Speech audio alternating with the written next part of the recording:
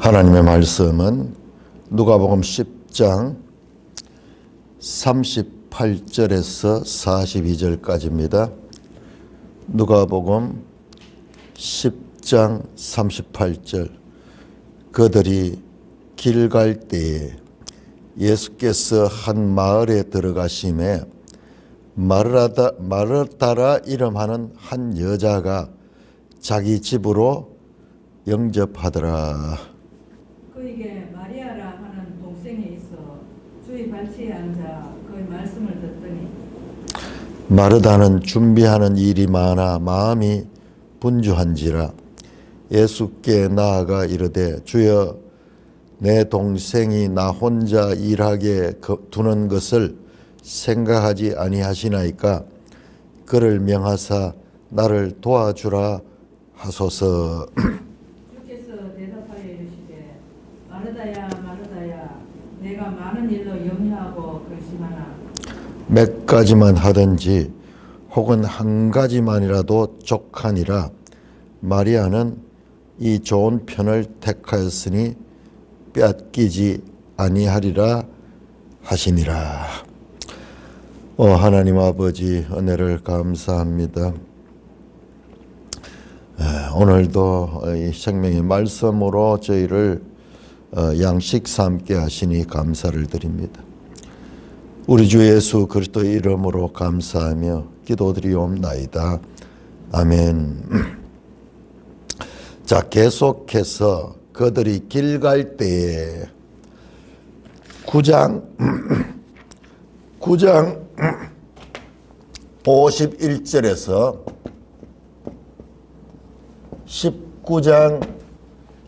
19장까지 이게 갈릴리에서 예루살렘으로 이제 19장이면 드디어 예루살렘이 도착합니다. 갈릴리에서 예루살렘으로 가는 길 위에서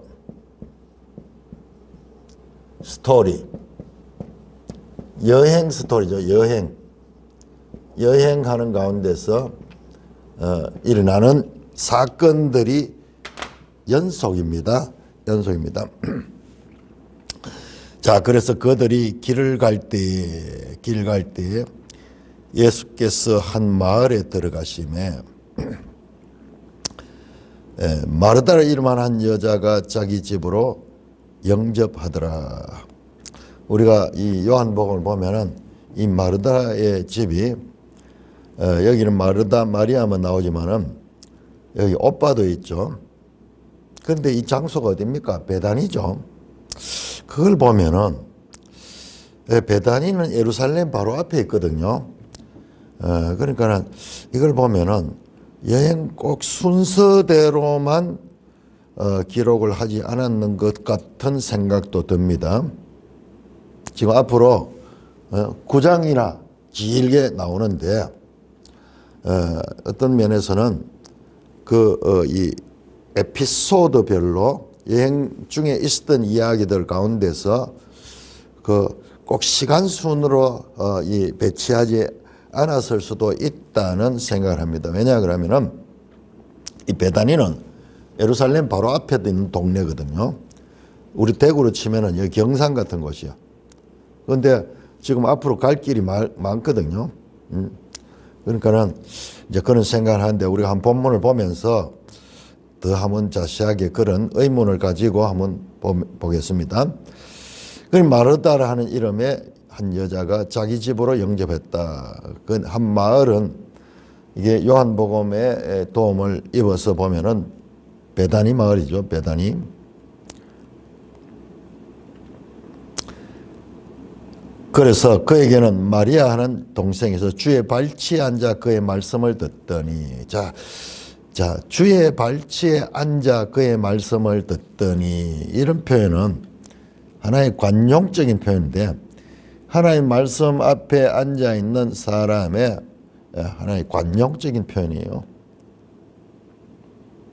말씀을 청종하는 그런 태도를 가리킵니다. 자, 마르다는 준비하는 일이 마음이 분주했다. 마르다는 예수님이 예수님뿐만 아니라 제자들도 지금 동행하고 있잖아요. 그러니까는 그 제자들이 한 집에 다 들어갈 수는 없었겠죠. 지금 뭐 최소한 우리가 앞에서 봤잖아요. 100명 이상의 제자들이 막 따라다니는데 그걸 이제 그 가운데 일부만 뭐 대접을 한다고. 그러니까 급하게 예수님을 이 대접하기 위해서 음식을 준비하는 거죠. 그래서 준비한 일 마음이 분주했다. 아니, 갑자기 손님이 왔으니까는 그 손님을 대접하려고 그렇게 동분서주하면서 열심히 일하고 있는데 동생은 여동생인데 주의 발치에 앉아 그의 말씀을 들었다. 근데 우리가 오늘날 이런 내용을 보면은 이게 그냥 평범한이 아니고 이게 엄청난 충격적인 장면이에요. 이 장면 자체가.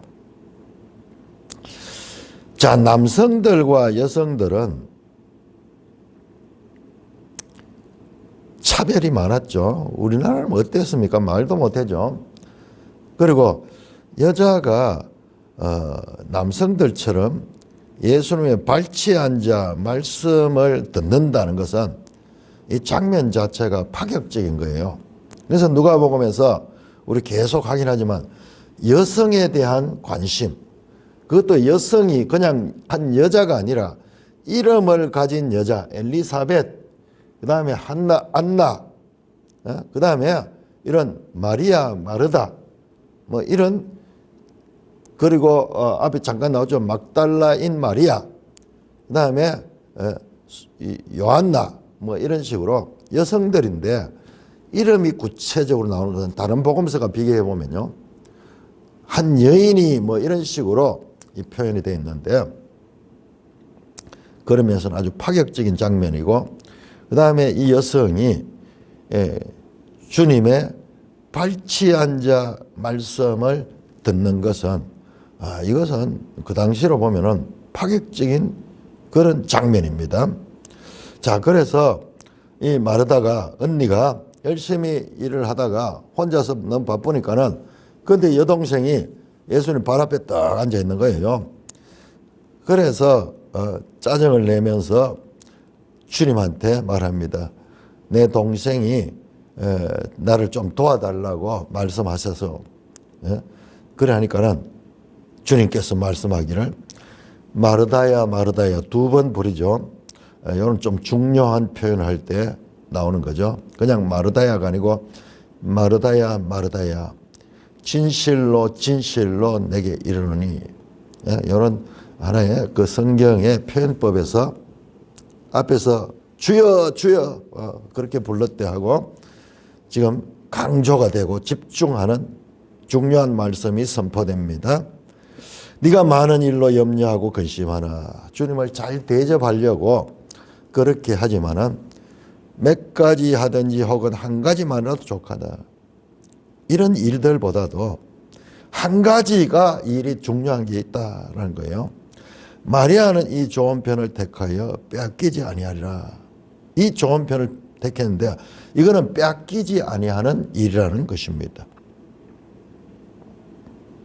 자, 여기에서 자, 우리는 우리의 어떤 일반적인 삶의 그런 이 기준을 가지고 이 말씀을 볼 적에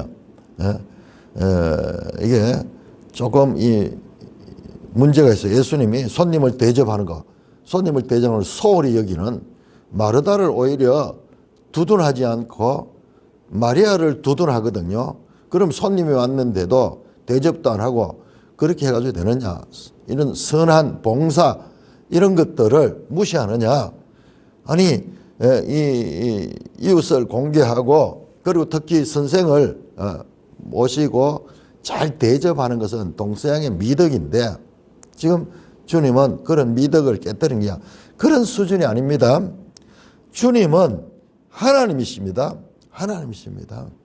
그러니까는 여기에서 대접하고 이런 거는 인간관계에서 일어나지만은 그러나 이 주님은 하나님이시고 주님의 말씀은 세상의 무엇과도 바꿀 수 없는 영생에 이르게 하는 말씀인 거예요. 그러니까는 그냥 우리가 인간 세상에서 인간 관계로 해석을 해가지고 참 이 손님을 왔는데 대접을 안 하는 거, 이 봉사하는 것을 소홀히 여기는 그런 식의 관점으로 해석을 하면은 그건 안 되는 거예요. 마리아는 주의 말씀을 들었다. 그리고 이 말씀은 좋은 편을 택했다. 좋은 편. 한 가지, 말씀 듣는 것은 한 가지 일이고 이것이 좋은 편이고 이것이 뭐냐? 주님의 말씀을 발췌해서 듣는 것이 좋은 것이다. 이거는 빼앗기지 않은 것이다. 이거는 영원한 생명에 이르는 것이다. 그러므로 마르다, 네가 나를 이렇게 섬기고 봉사하는 것 좋지만은 그 봉사 때문에, 인간적인 섬김 때문에 중요한 하나님의 말씀을 놓치는 것은 이것은 어리석은 일이다. 그렇다고 해가지고 이런 섬김을 싫어하는 게 아니고 우선순위가 뭐냐, 그런 내용이죠. 우선순위. 그러므로 오히려 우리가 인간적으로 보면 마리아의 입장이 공감이 가지만은 그냥 이것은 그런 차원이 아니에요. 그냥 인간관계가 아니고 하나님의 아들의 영생의 말씀, 빼앗기지 아니하는 영원한 생명의 말씀을 듣는 일에 최우선순위를 뒀다는데 이 사건의 중요성이 있는 것입니다. 여성이지만은 사회적인 편견이나 관습이나 상식을 깨뜨리고 주님의 말씀 앞에 이 우선순위를 두는 그와 같은 마리아를 주님이 오히려 칭찬하고 있는 것입니다. 자, 그러니까 우리가 이 본문을 대할 적에 그냥 인간관계로 이렇게 주님에 대한 이해가 없기 때문에 그런 거예요. 그런 순서가 아니고 주님은 하나님의 아들이고 그 말씀은 세상의 어떤 일보다도 우선할 적에 우리 앞에서 계속 제자들이 자세가 우선, 주님이 가장 우선이다. 먼저 그 나라와 그 의를 구하는 그와 같은 이 우선순위의 문제로 지금 이 기사가 마리아를 두둔하고 있는 것입니다. 자, 11장 넘어갑니다. 11장 1절에서 4절까지 교독합니다. 누가복음 11장 1절, 예수께서 한 곳에서 기도하시고 마치심에 제자 중 하나가 여짜오되 주여, 요한이 자기 제자들에게 기도를 가르친 것과 같이 우리에게도 가르쳐 주옵소서. 예수께서 이르시되 너희는 기도할 때에 이렇게 기도하라. 아버지여, 이름이 거룩히 여김을 받으시오며 나라가 임하시오며 우리에게 날마다 일용할 양식을 주시옵고 우리가 우리에게 죄 지은 모든 사람을 용서하오니 우리 죄도 사하여 주시옵고 우리를 시험에 들게 하지 마옵소서 하라. 자, 이제 11장은 특별히 오늘 이 13절까지의 내용은 기도에 대한 말씀이 이 중점적으로 나옵니다. 기도에 대한 말씀. 누가복음의 또 다른 복음서와의 특징 가운데 하나가 기도를 강조하는 것입니다. 말씀드렸죠. 사마리아를 강조하고 있고 여성을 강조하고 있고 또 기도를 강조합니다. 이 기도에 관한 강조는요, 저 뒤에 18장 1절에 14절에 보면은 마치 이 내용과 서로 짝을 이루듯이 거기에서도 기도에 대한 강조가 나옵니다. 우리 한번 볼까요? 18장 1절에 14절 보시면 예수께서 그들에게 항상 기도하고 낙심하지 말아야 될 것을 비유로 말씀하시고 불의한 재판장을 간절히 구하는, 앞에 나오는 여기 친구가 찾아와서 이 빵을 얻으러 가는 거하고 같아요. 같은 그런 주제. 간절히 간절히 귀찮을 정도로 그렇게 구할 적에 이 구하는 것이 응답되는 것을 보게 됩니다. 그 다음에 이 세리와 바리새인의 기도, 유명한 그 대조적인 기도에 대한 말씀 나오죠. 그러니까 기도에 관한 주제가 누가복음 가운데 11장 그리고 18장에 또 이렇게 서로 이 교차적인 대꾸를 이루고 있습니다. 자, 특별히 예수님께서 기도의 모범을 보입니다. 예수님의 기도 장면도 누가복음에 제일 많이 나올 거예요. 우리 앞에서도 여러 번 나왔습니다.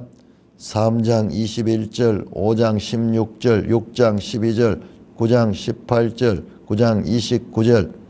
예수님이 한적한 곳에서 기도했다는 표현이 앞에서 많이 나오죠. 자, 이 여행 중에도 예수님께서 한 곳에서 기도하시고 마침에 제자들이 주님이 기도하는 모습을 보고 제자 중 하나가 주여, 요한이 자기 제자에게 기도를 가르친 것이 우리에게도 가르쳐 주옵소서. 그러니까 이 요한의 세례 요한의 제자들이 많이 있었죠. 그 세례 요한의 제자들에게 세례 요한이 기도를 가르쳐, 기도문 같은 거, 그런 것을 가르쳤습니다. 그래서 이 예수님의 제자들도 우리에게도 기도를 가르쳐 달라고 그렇게 말씀합니다. 즉 그 부탁에 예수님께서 너희는 기도할 때 이렇게 하라 그러면서 주님이 가르쳐 주신 기도, 소위 주기도문이 여기에 지금 제시됩니다. 자, 어떻게 기도하라고요? 아버지여, 이름이 거룩히 여김을 받으시오며. 먼저 기도의 대상이 아버지, 하나님 아버지의 이름이 거룩히 여김을 받으시오며 나라가 임하시오며. 나라는 하나님의 통치하시는 하나님의 나라입니다. 하나님 나라가 이 땅에 임하게 해달라고 말씀합니다. 먼저 기도의 대상인 아버지에게 대하여 기도합니다. 그리고 요청을 합니다. 세 가지 요청을 합니다. 첫째, 우리에게 날마다 일용할 양식을 주시고.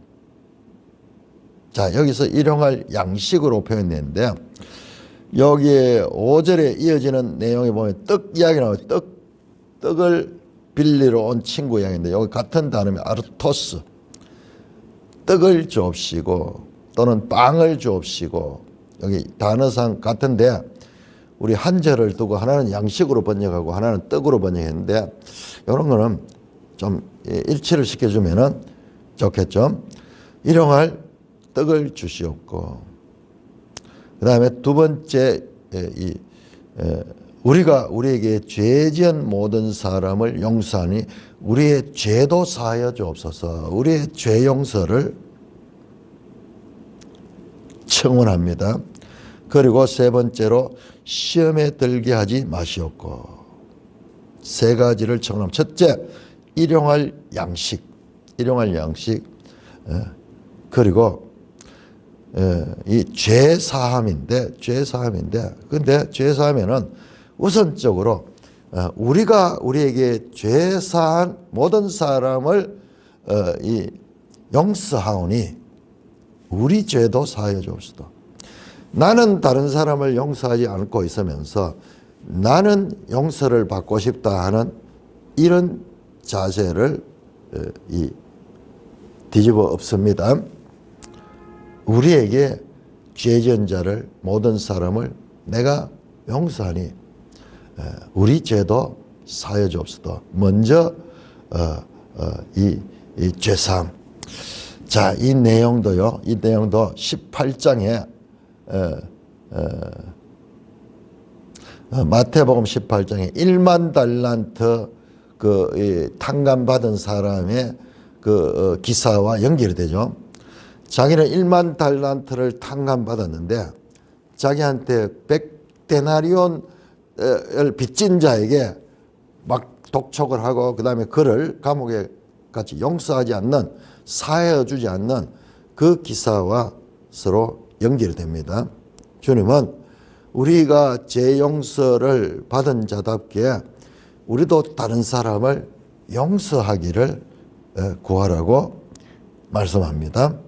그 다음에 시험에 들게 하지 마옵소서. 여기 시험은 페이라모스,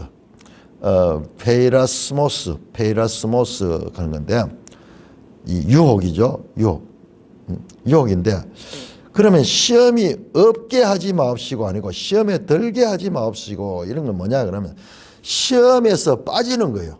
시험이 없을 수는 없어. 하나님은 우리에게 시험하시는 분이야. 시험하시는 분이에요. 그런데 시험에 빠져들다 여기에 에이스페로 가는데, 이거는 끌어들이다, 끌려 들어가는 거예요, 시험에. 근데 우리가 살아가는데 시험은 늘 있습니다. 있는데 시험을 없이 하는 것이 아니라 때때로는 시험이 우리를 변화시키고 우리를 믿음을 강화시키는 역할을 많이 하잖아요.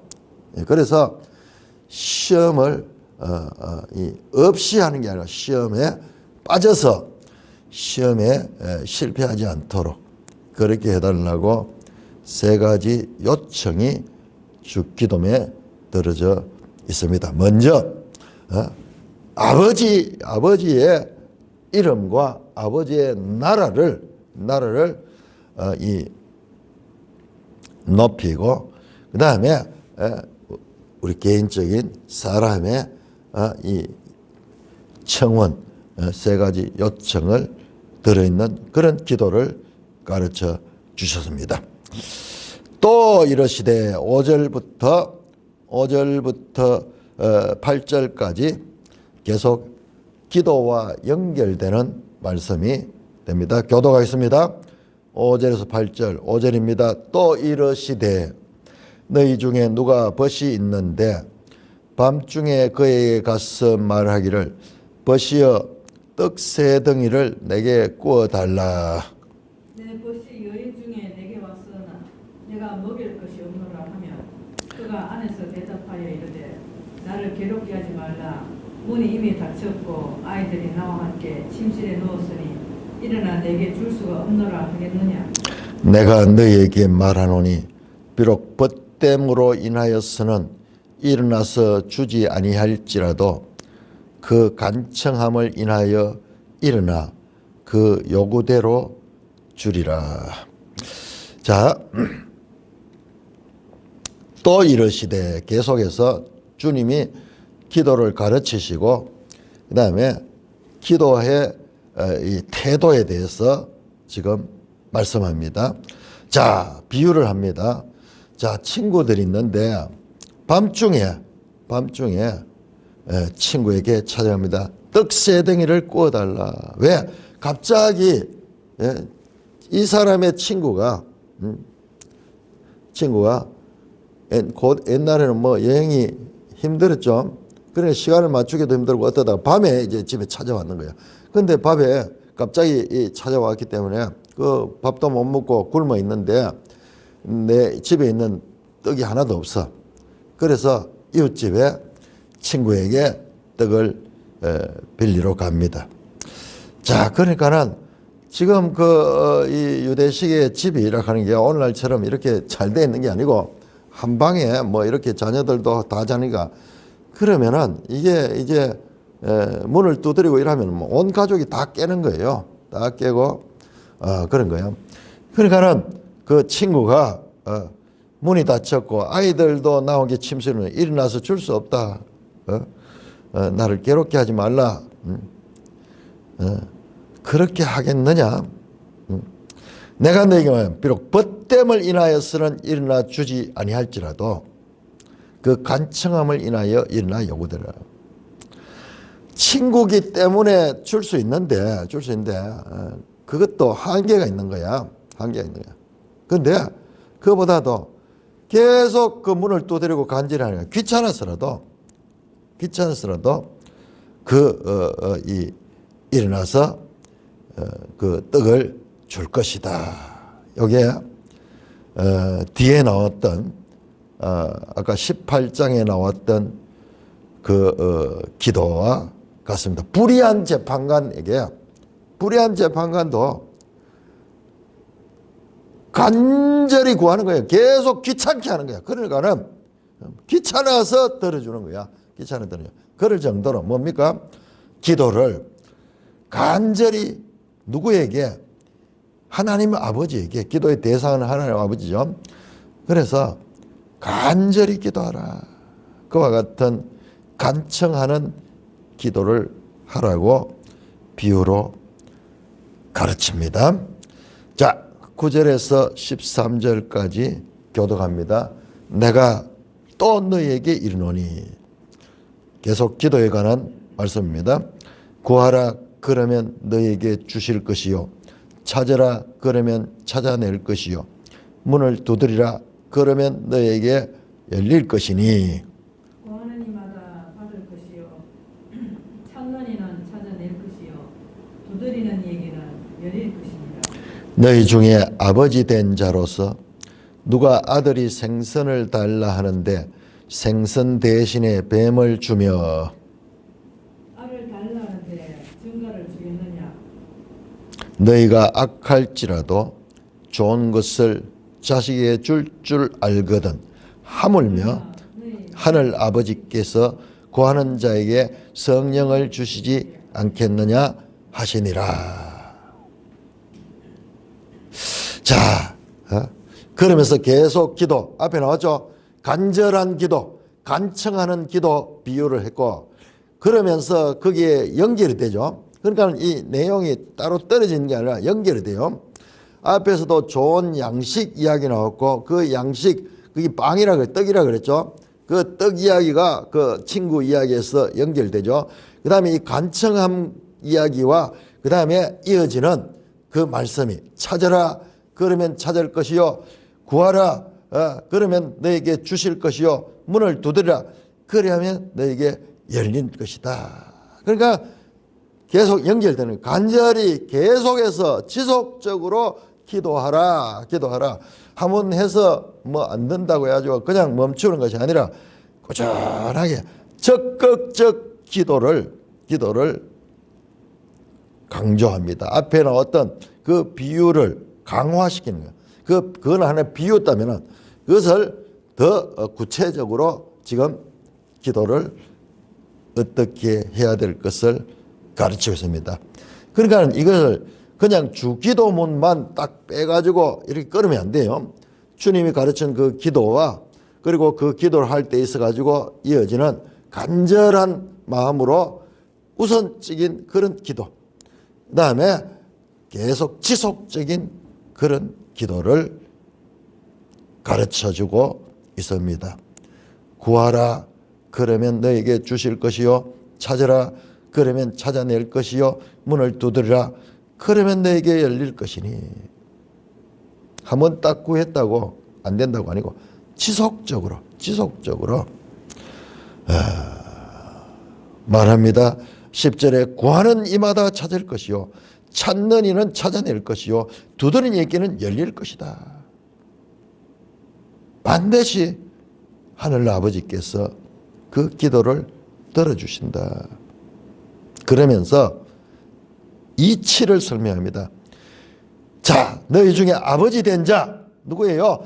바로 이 2절에 나왔던 그 기도의 대상인 아버지여 그렇잖아요. 아버지여. 인간 아버지 된 사람이 누가 아들이 생선을 달라 하는데 생선 대신에 뱀을 주며 알을 달라 하는데 정갈을 주겠느냐. 인간 세상에서도 아버지와 아들의 관계는 이런데 하늘 아버지와 관계에서도 계속 찾고 두드리고 구하라는 말씀입니다. 그러면은 좋은 것을 주신다. 13절은 너희가 악할지라도 좋은 것을 자식에게 주고 너희는 악한 존재야. 너희 아버지도 악하고 너희도 악한 존재야. 이게 뭡니까? 죄인인 거죠. 죄인이다. 죄인인데 죄인들도 가족 관계에 있어서 부자 관계에 있어서는 좋은 것을 자식에게 주려고 노력하는데 하물며 너희 하늘 아버지께 구하는 것이 성령을 주시느냐. 자, 이 하물며 용법이 이 헬라어에서 많이 나오죠. 하물며. 뒤에도 많이 나오는데 하물며. A가 이러한데 하물며 B는 더욱더 하지 않겠느냐. 하물며 앞에는 작은 일이 나오고 하물며 그 다음에 큰 일이 나온 거야. 인간 세상에서도 그런데 인간 이 아버지도 그러한데 하물며 하늘 아버지께는 얼마나 더 하시겠느냐. 그런데 좋은 것을 자식에게 주지 않겠느냐. 그런데 이 하늘 아버지는 성령을 주신다. 좋은 것이라고 안 되고 성령을 주신다. 마태복음 7장 11절에는 요 같은 본문인데 아버지께 구하는 자에게 성령을 주시겠다. 그렇게 말씀합니다. 성령을 주신다. 아니요. 좋은 것을 주신다. 그렇게 되어 있습니다. 자, 우리 한번 볼까요? 마태복음 7장 11절. 7장 11절. 그렇죠? 너희가 악한 자라도 좋은 것으로 자식에게 줄 줄 알거든. 하물며 하늘에 계신 너희 아버지께서 구하는 자에게 좋은 것으로 주지 않겠냐. 여러분 보세요.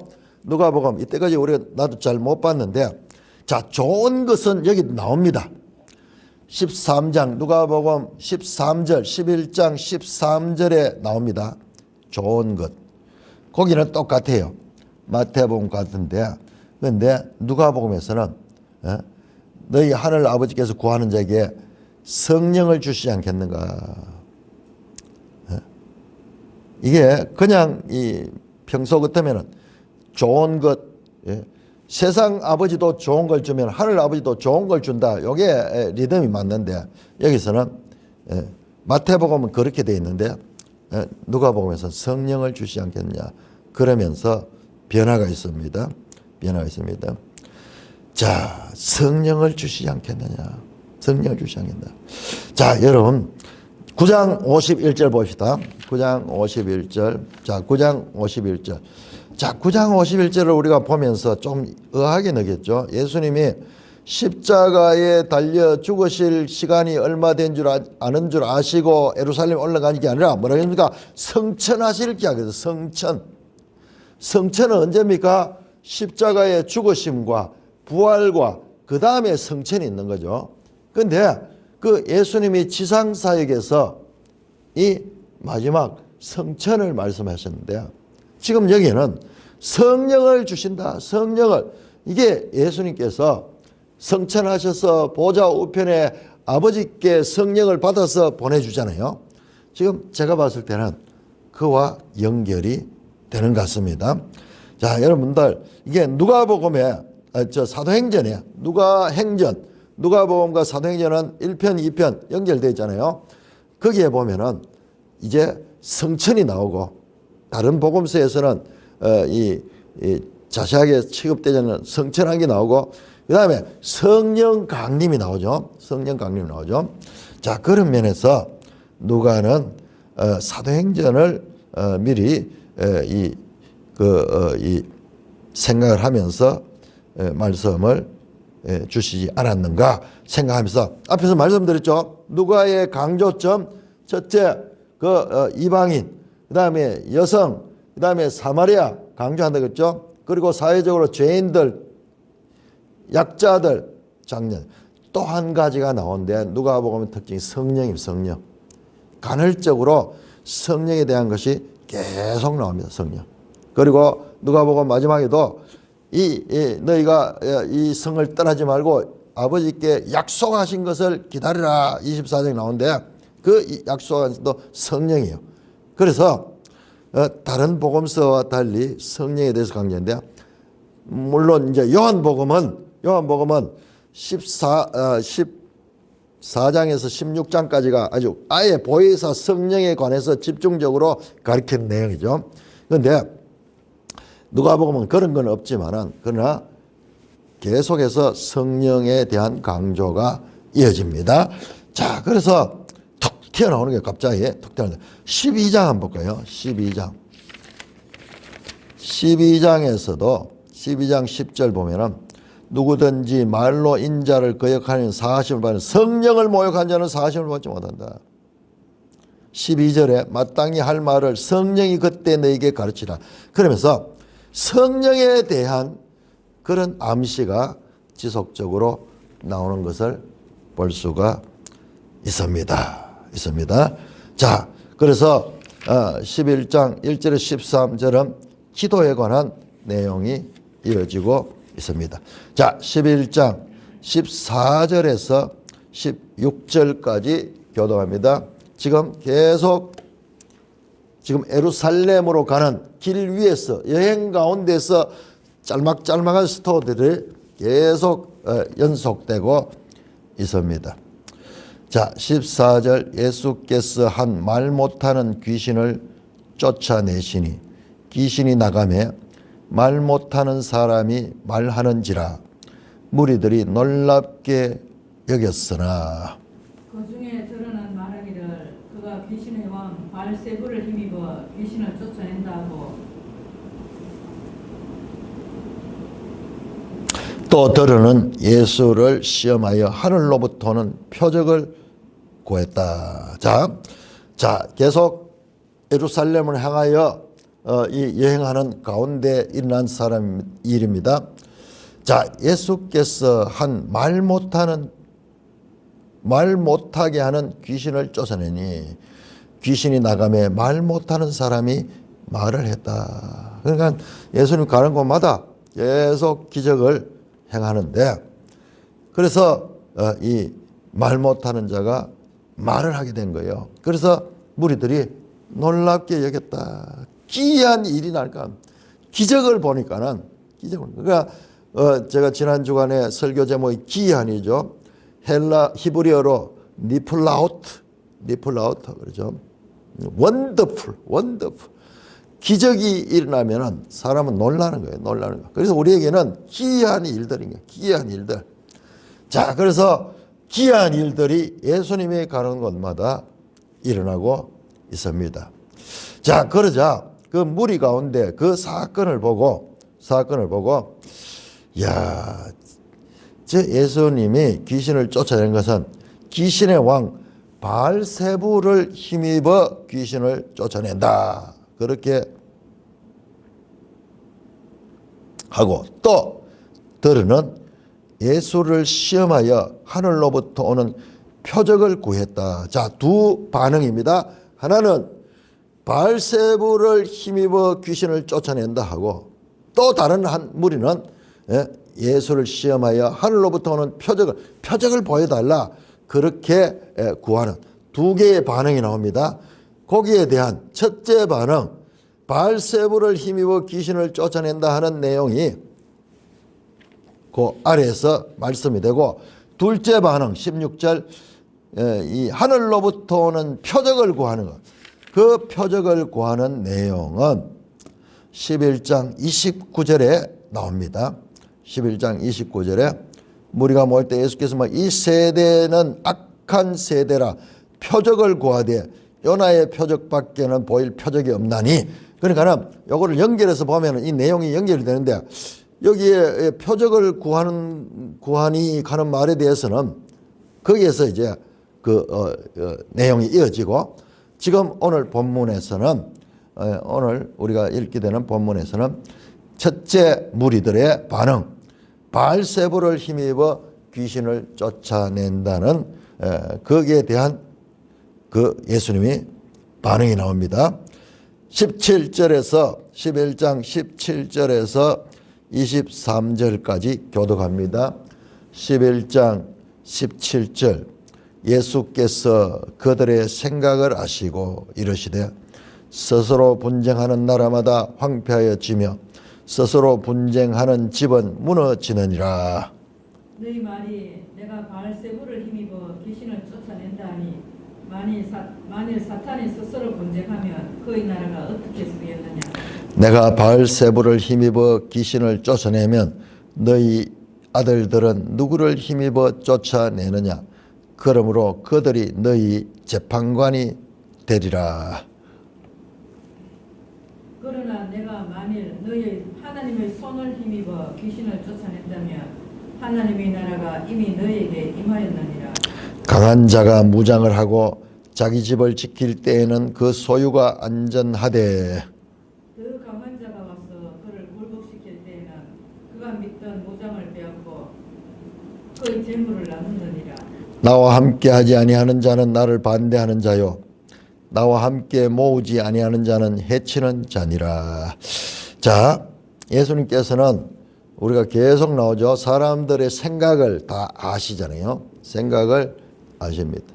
그래서 바알세불을 힘입어 귀신을 쫓아낸다 하는 그 무리들에 대해서 말씀합니다. 자, 그러면서 바알세불은 귀신의 왕이거든요. 귀신의 왕. 귀신의 왕입니다. 자, 그래서 그렇다면은 바알세불을 힘입어 바알세불이 사탄의 이 영역에 속하는 그런 귀신들입니다. 사탄은 총 이 두목이고 그 밑에 귀신들이 쭉 있는데 그 가운데 아주 세력 있는 귀신이 이 권세, 정사와 권세 이게 저기 영계의 사탄의 이 집단을 표현하는 그런 표현인데 그 바알세불을 힘입어 귀신을 쫓아낸다. 그러면은 귀신도 바알세불의 이 사탄에 속한 것인데 그것도 바알세불도 사탄이 저끼리 전쟁하는 거가 되지 않느냐. 그렇게 했으면 사탄이 스스로 분쟁하면 그의 나라가 어떻게 쓰겠느냐. 내가 바알세불을 힘입어 귀신을 쫓아내면은 그 사람들이 예수님을 이제 오해를 하고 또는 예수님을 공격하기 위해서 그 기이한 능력을 행하는 것조차도 자기들이 이제 비판하기 위해서 저거는 귀신의 힘을 가지고 사탄의 능력을 가지고 하는 일이야. 그렇게 이제 폄하하니까는 그들을 향하여 그러면서 예수님께서 내가 바알세불을 힘입어 귀신을 쫓아내면 19절입니다. 너희 아들들은 누구를 힘입어 쫓냐. 그러므로 그들이 너희 재판관이라. 무슨 말이냐 그러면은 너희 아들은 예수님을 따르지 않는 그냥 유대인들 가운데도 축사하는 그런 사람들이 있습니다. 그런 능력을 가진 사람들이 있었습니다. 여러분 우리가 귀신을 쫓아내고 병을 낫게 하고 이런 것은 참 엄청난 하나님의 능력이죠. 근데 이런 능력들은 이 사람들 말대로 바알세불을 힘입어서도 할 수 있어요. 사탄의 능력을 가지고도 할 수 있어요. 그러니까 귀신이 쫓아나고 병이 난다고 해요. 무조건 이게 하나님의 역사라고 그렇게 볼 수가 없습니다. 볼 수 없습니다. 우리 주위에도 보면 많은 축사자들이 있고 심지어는 많은 병자들을 고치고 이런 사람들이 있지만은 그들이 악령을 쫓아서 그런 능력을 사람을 미혹하기 위해서 그렇게 하는 게 있어요. 여러분 놀라지 마세요. 불교에도 여러 가지 이 종파가 있잖아요. 그 불교 종파 가운데 천태종하는 종파가 있는데 제가 깜짝 놀랐어요.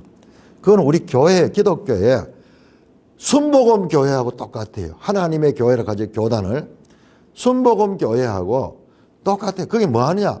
주로 병자를 많이 낳고 그 다음에 막 그 기도 강조하고 막 이렇게 하는 거예요. 이렇게 하는 거예요.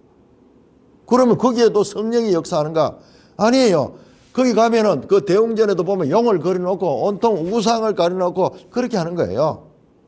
그리고 기도의 응답도 잘 일어나고 그러니까 사람들이 그 불교에서는 천태종이 막 어마어마하게 크더라고요. 우리도 저 순복음 교회가 뭐 세계에서 제일 뭐 예배당이 크다고 그렇게 자랑을 하는데 그게 진리 때문에 그런 게 아니라 이런 기적적인 일들이 잘 나타난다 그러니까는 그러니까 그 가운데는 그런 사람들이 많이 모이는 거예요. 문제를 가진 사람들이 많이 모이니까 뭐 그렇게 모이게 하는 까지 좋아요. 그런데 바른 진리를 가르치지 않으면은 그거는 여러분들 그런 나타나는 기적들 그런 신비한 체험들 이런 것들이 주가 되어 버리면은 이것은 진리에서 멀어질 수 있는 거예요. 그러니까 그 무당들도 용한 무당들 있잖아요. 그게 성령으로 하는 게 아니고 그게 사탄의 능력으로 그런 일을 하는 경우도 많이 있다는 걸 알아야 돼요.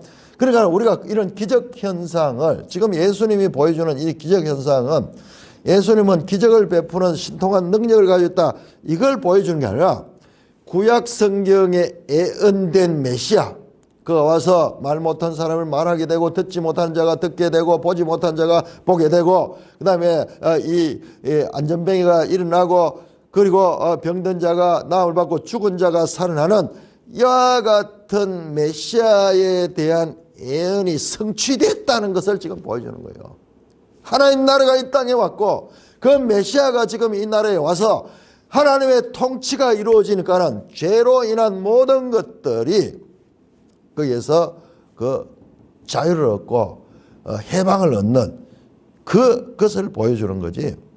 마치 예수님이 막 이런 마술적이고 요술적이고 그 다음에 이런 이 인간의 문제 해결만 해주는 그런 존재로 착각을 하면 안 되는 거예요.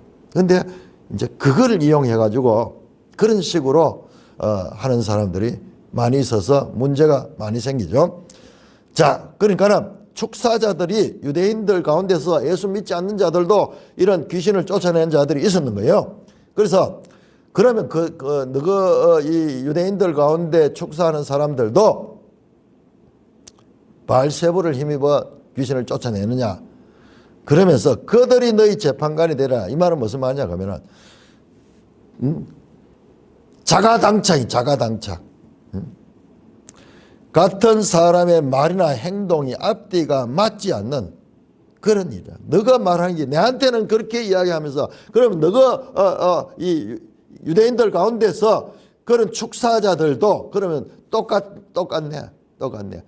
그들이 너에게 재판관이 될 것이다. 너희가 내한테는 바알세불을 힘입어 귀신을 쫓아낸다 하고 너가 이 이스라엘 축사자들을 향해 가지고는 그거는 그 하나님의 능력으로 한다.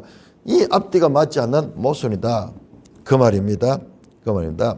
그러나 내가 만일 하나님의 손을 힘입어 귀신을 쫓아내면 하나님 나라가 이미 너에게 임하였느니라. 자, 이 부분은 17절부터 이 부분은 아주 중요하기 때문에 오늘은 이 정도 하고 내일 좀 더 깊이 다루도록 하겠습니다. 17절부터 내일 다루도록 그렇게 하겠습니다. 찬송가 288장입니다.